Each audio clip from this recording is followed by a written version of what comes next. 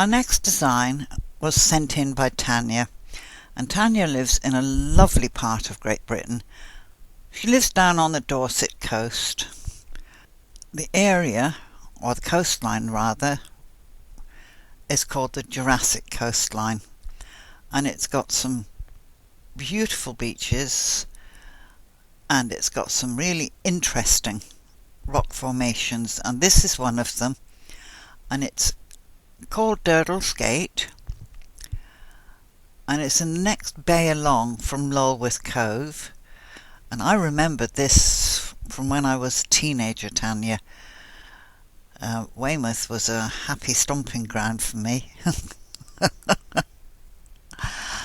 Ah dear, I've gone all pink all over recalling some of the happy times I had there. Anyway, right, I'm just going to quickly read what Tania had to say. She writes, I actually managed to steal some time to try this challenge, although it is not finished by any means. This is the first sew out and still needs more work. It looks okay-ish from a distance, but not too good close up. I haven't selected the colours very well. The detail needs to be more pronounced, and I need to add more shading to get a raised effect instead of the flatness of Durdle Door. Yeah, you do that with your fill angles and your colours, Tania. The fill seems to be at the correct angle when looking from a distance, but it needs more. The water glistens in the photo, so I either need a silver thread added or maybe some mylar. No. But I'm not sure about that, as I want the sand to show through, especially towards the front, as the water is fairly shallow. I'm sure you can come up with other suggestions. Thanks for making me think. I really needed this to get me out of my comfort zone, which I must add is becoming a bit boring right now. Progress would be good, as I fear I am coming to the age of regression, and that thought fills me with horror. No such thing as an age of regression, Tania, so don't give in to that idea. Okay, now Tania didn't include a photograph of the Durdle Gate, so I went and I borrowed one from Google Images, and this is it.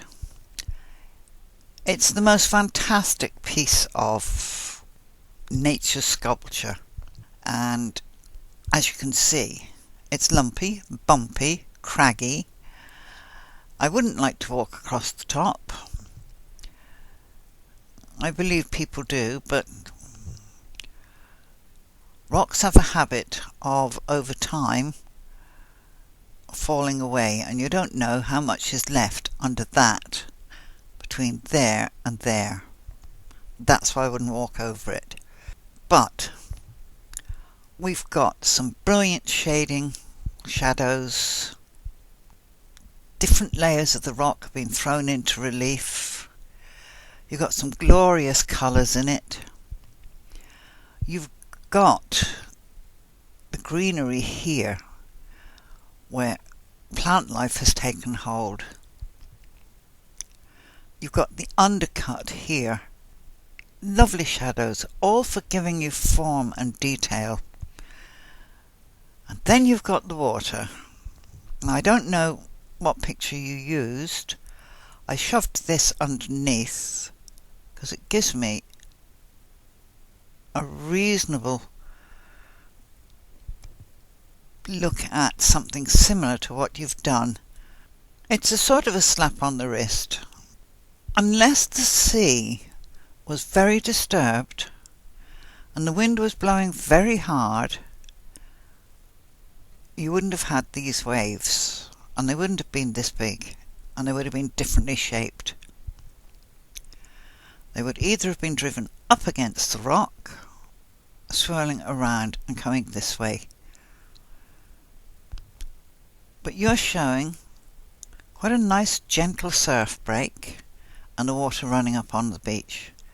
So that tells me this should be straight all the way along. And it's another case of not doing what you're actually seeing.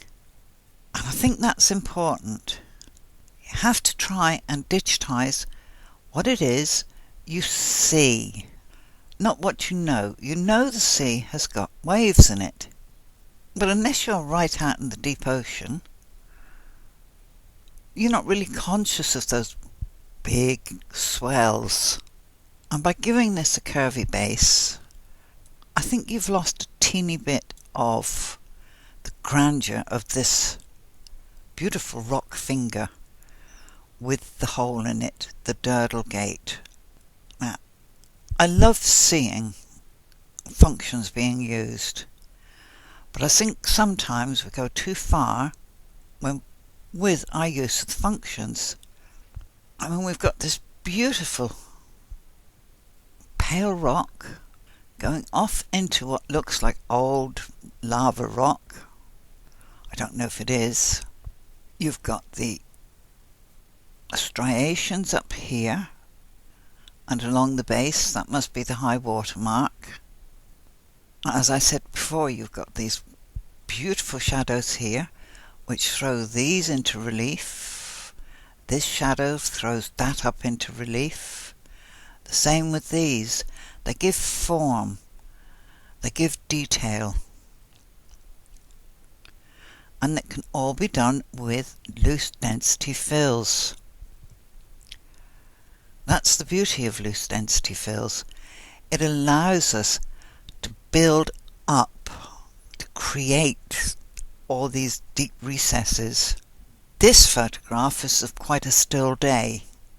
You've got a little bit of foam here, but the water is really quite still, and the foam is only being created because you've got a bank and the water's coming up, sliding back, and that's what's creating the foam. It's not a heavy swell. It's not big waves crashing onto this beach. And you've got broken reflections of the gate down into the water. All the colour changes. You've got the brightness, what do you call the sparkle. All that can be put in. You don't need metallic thread, you don't need mylar. It's just use of colours and loose density fills. I noticed you used, I think these are stars. And I also know you use the Wilcom software. I'm not certain what that fill is. I can't tell if it was hand lain or if it's a motif. And you have it again along the edge of the sea there. Now,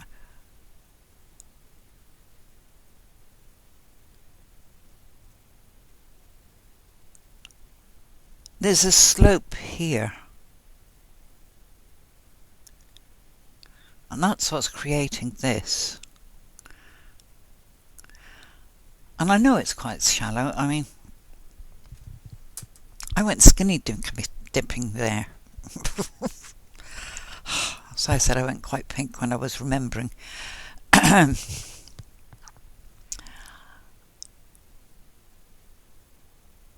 beautiful warm evening. Only a few of us on the beach. Most people seem to prefer Lulworth Cove proper. But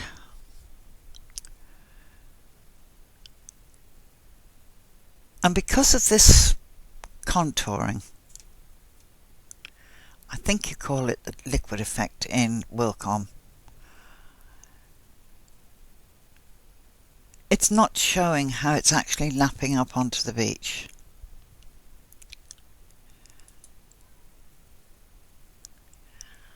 Maybe just a very mild curve in the fill.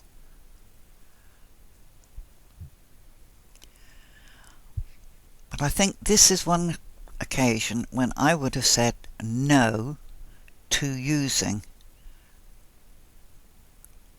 what we call the Florentine effect in easy design. I don't think it adds anything to your design. In fact, if anything, I think it tends to remove something.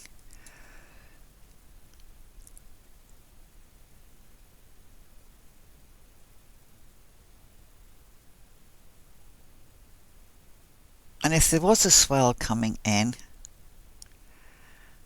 the swell would have been coming with a curve from out in the ocean till it got to here, and then it would have been forced, depending on the direction of the tide and the wind, up against Durdle Gate or straight in up onto the slope of the beach. So you'd have had a bit of a curve coming in from the ocean,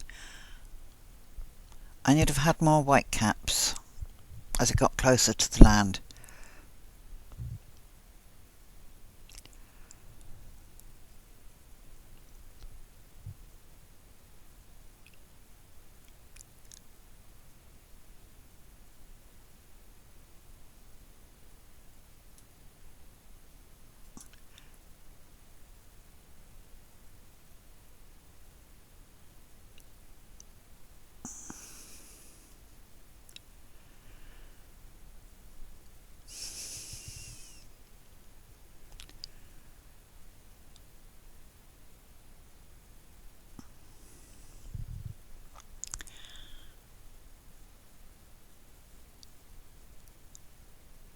I'd like to see far more detail in the rock. After all, that's the main feature of this design. I know you've drawn in some fissures and you've used some texturing here, and you've put in some shadow.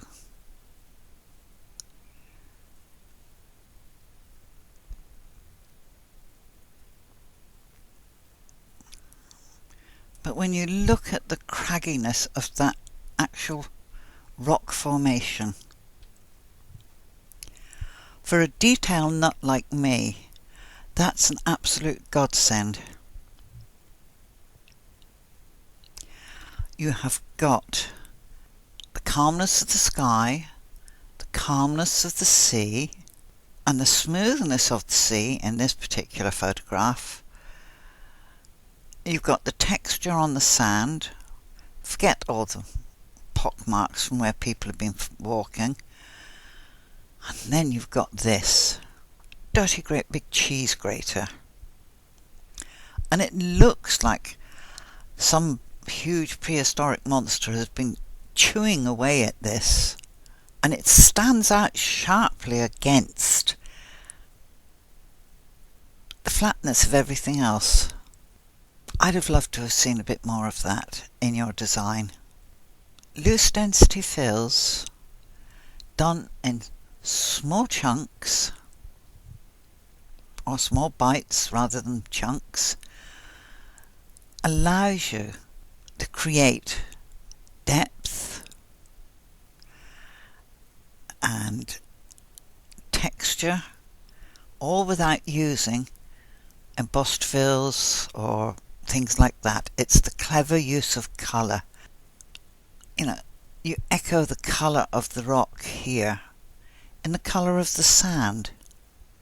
You echo the colour of the darker rock.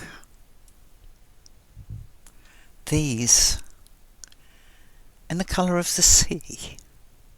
This shows a beautiful clear sky, so we get that lovely rich blue in the background. And then because of the effect of the light on the surface of the water, I mean, there, it's almost like a mirror. It's so still. Even here where it's in heavy shade, you still see some of the character of the rock, the cragginess. Your colours are bleeding through, but I think they would have bled through a lot better had you not put on this liquid effect. And a small amount of surf is quite difficult just because of the nature of it. This undulation is I don't know, it doesn't work. You've used a heavy shadow under here. Now, if you're getting a heavy shadow there, that means that has got to be in really deep shadow because the rock is blocking the light. But then you've got a dark area down here. So where is your light source? You've got to think about things like that. You've got to look at your base picture. Where does it show the main areas of shadows are? Because that tells you where your main light source is. And in all the photographs I found on Google of Durdle Gate, I didn't really find anything which had a heavy swell running along the side of it. I think, not being funny, Tania, if you want to refresh your digitizing enjoyment, you've got to find another way of depicting what it is that you want using the loose density, but actually do what you see. I just wish I had more time because I would love to attempt this, but I honestly do not have the time to spend a week, maybe 2 weeks working on it, using my fill directions to give me the slope or the straight side there, and blocking in the dark shadows and then picking out the highlights. One way of getting surf is to allow the colour of your fabric to come through, particularly if you're embroidering on a pale fabric. I think we tend to forget our fabric is a colour, and it's a colour that can be taken advantage of when we're digitizing. I know you're busy, and I know you do a lot of sewing and other activities, but I'd really love to see you tackle this again. Don't use the special effects. Use your observation power. I know you're a skillful digitizer. You've got a fantastic program. Push the program, push yourself, and come up with something that gives the craggy feel of this particular rock formation and the wonderful colours that are in the sea. And it does have wonderful colours in it. Right, I'm not going to say any more, Tania. The most important thing to remember is loose density fills offer you the opportunity to create real three-dimensional effects with a two-dimensional process. Don't expect a stitch out to look photorealistic. They can do, but you've got to get very, very good at it. Right, flower, I'm going to move on.